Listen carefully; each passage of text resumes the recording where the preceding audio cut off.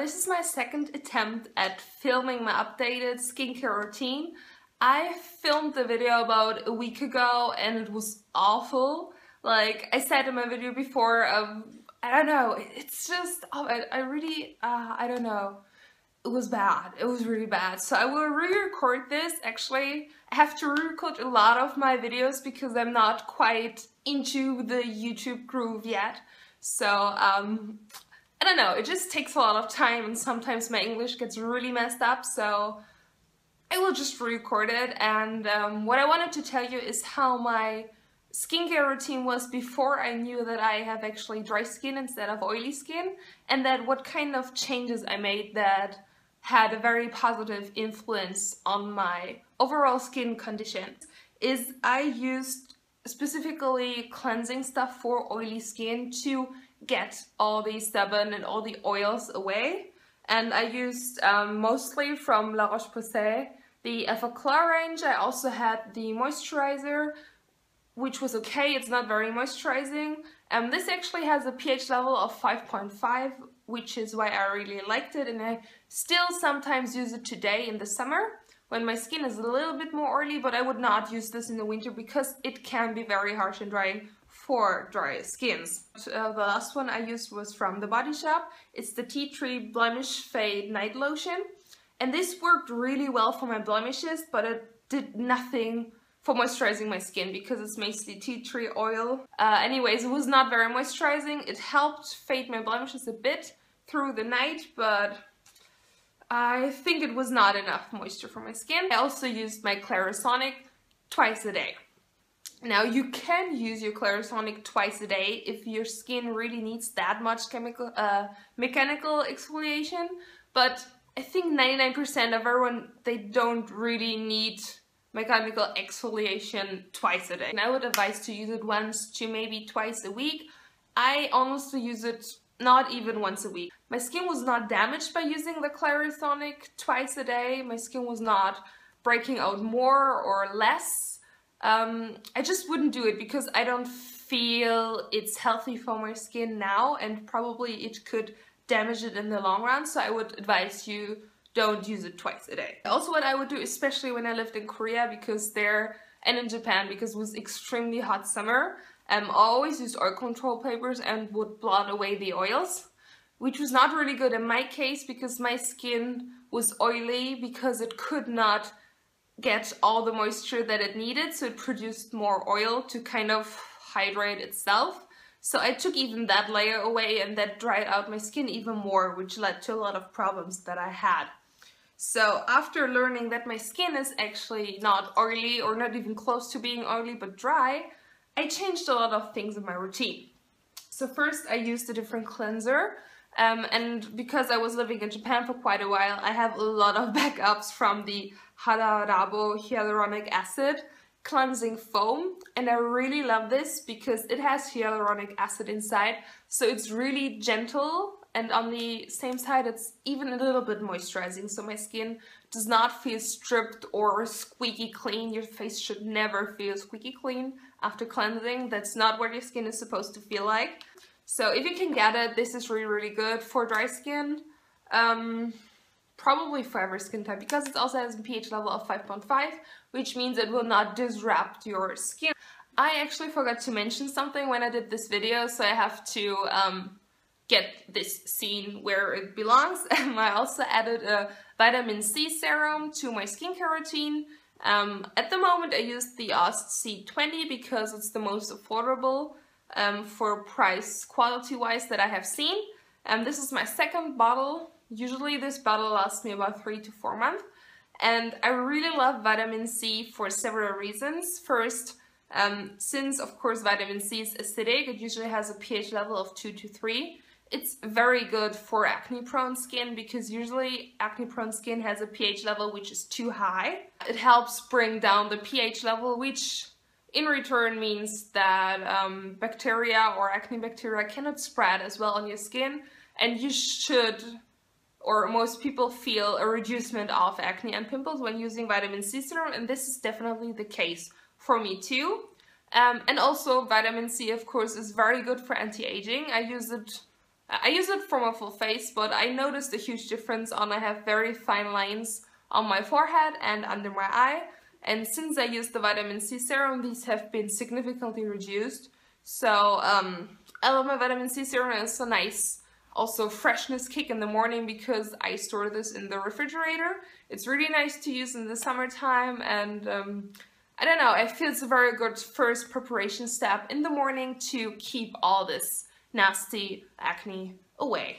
The next big change that I did was that I completely changed my moisturizing game because no matter which cream I used, my skin always felt very unhappy. No matter which cream I used, it would never sink into my skin. It would really always lie on top of my skin. My skin was feeling very greasy, which is also why I thought I may have oily skin, because it didn't feel like my skin wanted moisture, because no matter which moisturizer I used, it was just like lay on top of my skin and feel very bad. I asked my esthetician about it, and she said that some skin types, even dry skin types, a lot of moisturizers are quite poorly formulated and they cannot really penetrate your skin as well, or your skin may have trouble soaking in all the moisture because of all the crap that may be inside the moisturizers. So she recommended me to use mostly oil-free moisturizers because my oil levels are very normal, but my hydration levels are extremely low. So she said what I needed was really pure moisture with not as much oil, because if my skin gets too much oil, it does break out and the moisturizer does not sink in. So what I did was changing to mostly oil-free moisturizers, and I added a Snail to my routine. I really love Snails. I have used them in Korea too. I used the one from Mucin, but those broke me out quite bad, so I'm happy that this works for me. This is the COSRX Advanced Snail 96 Mucin Power Essence. It looks like this. I think it's around $15 online. You can get them from Wishtrend, Jalser, Rose Chop, and a lot of different online sellers, so it's very easy to get, even though you're in Germany or Europe or wherever you are. And I really love this because this is a very light gel. As you can see, it's very liquidy, it's very runny, it's a little bit thicker than water, and it soaks in very fast into my skin. And I actually used this after I got my first facial treatment from the esthetician, and my skin was very red and inflamed. And I used this because I'm very adventurous. I've never used it before, but I was like, okay, if it's crap, I will know it instantly, and if it's good, I will also know it instantly, because my face was so angry. And this has made a huge difference for me. I used this as my first moisturizing step. It heals everything a bit down, it's calming, it's soothing, it moisturizes a bit, not extremely, but it's very good as a first treatment step. I also tried, because I'm still waiting for my new moisturizing essence from Korea, and in the meantime I use a German brand, which is Balea Aqua Hydrating Serum. I found this, it's only $2.50 in German drugstores, so I thought even if it would be bad, it's not really a big loss. And this smells divine, it's really good. I would be okay if it didn't have any fragrance, because if there's a scent, usually it means there could be more irritants in it. So I prefer it without, but this smells really good. And I use it after I put on my Snail moisturizing step. And this is, so far, it's really, really good. My skin feels very plump afterwards. Very happy. This also, because I can show you, it looks like a cream, but actually if you just rub it in a little bit, it's already gone. It's very, very light. It doesn't have any oils in it, so that's perfect for my skin. And yeah, I really, really, really like this. If you're in Germany, you should try this, because as far as I could see, this is the only drugstore serum that you can get in Germany, as far as I know. And as my last moisturizing step, I used the Noreva Aquareva Hydration Express Moisturizing Mask. It's a French brand. My esthetician gave me a lot of samples and I really, really love this. This is a moisturizing gel which has no oils at all. It soaks in instantly. Although it says hydration mask, I use it as my regular moisturizer as my last step to kind of seal everything in. And since I used this, my skin has been extremely calm. It's not really breaking out anymore. And my hyperpigmentation kind of lightened a lot since I used this, probably because my skin now has more hydration, so it can focus more on correcting or getting balanced, all the other stuff. And I really like this. This is kind of expensive because it's a French brand that is not sold in Germany. But as far as I know, you can ask at the pharmacy if they could order this for you. I have not tried this yet because my esthetician has it. But of course you cannot go completely oil-free on the moisturizing step, because then your face in the long run will just dry out more than before. So I use a facial oil every second day. So what I told you just right now, like the Snail and Balea and the hydration mask, I use one day, and usually the next day, or if my skin feels a little bit tight or on the drier side or just not really happy, I use a facial oil. At the moment I use the one from Dr. Hauschka because they have this little sample size for €2.50 and I found really nice to try out. I love this, but I'm not sure if I'm getting the full size because it's €30. Maybe I will try out other facial oils, but you can really use whatever your skin needs. There are more moisturizing oils or more treatment oils for calming down your skin. And I use this, like I said, every other day, depending how my skin feels. And so far, this divide between having no oil at all and giving my skin very specific oil at night has been a huge difference for my skin. My skin is so much more happy than I did this. It may not be for everyone, of course. If you don't have any problem with your cream sinking in or anything, then you don't even have to try this or go to the trouble. But for me, like, who always had a problem with moisturizers not sinking in or giving me hydration at all, this divide between just hydration and hydration plus oil at the end to see everything in has made a huge difference for me. So if you have a similar skin type to me, or if you feel your skin is breaking all out but at the same time is dry, you should or could probably try to use oil-free moisturizers for some days and then at other days include a facial oil.